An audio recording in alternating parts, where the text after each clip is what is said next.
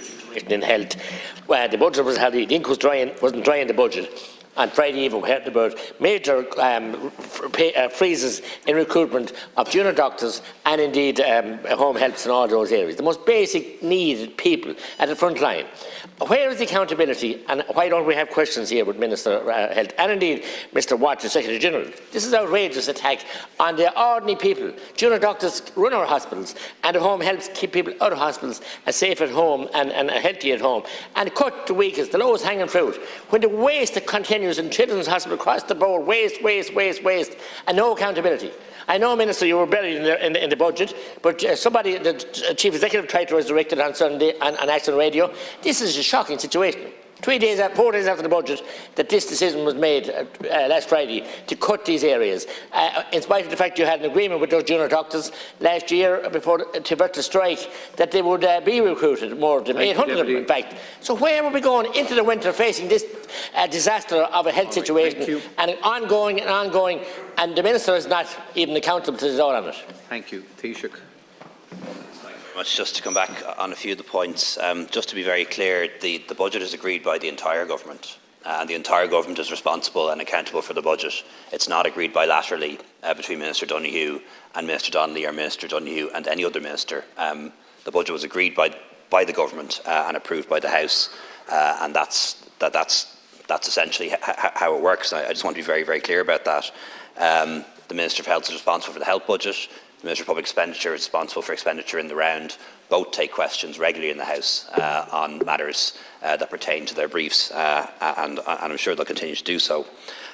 Just in relation to the motion on the situation in the Middle East, 200 minutes have been set aside for debate and discussion on it tomorrow. I think that's a considerable amount of time for people to discuss. The Taoiseach has engaged with spokespeople and some of the party leaders about the motion. I'm sure he's happy to engage. I'm sure he's happy to. He has with some, and I'm sure he's happy to do so. And I'm sure he's happy to do so again. But we believe that the motion is balanced and does provide a strong statement on behalf of this House, and we hope that will get cross-party support. Just finally, without interruption now, please. Just finally, in relation to the recruitment restrictions in the HSE, the HSE still has the authority to hire additional home helps up to a certain level, so they still have the authority to hire additional home helps, and the restrictions don't apply to the providers, the private providers who provide most of home help.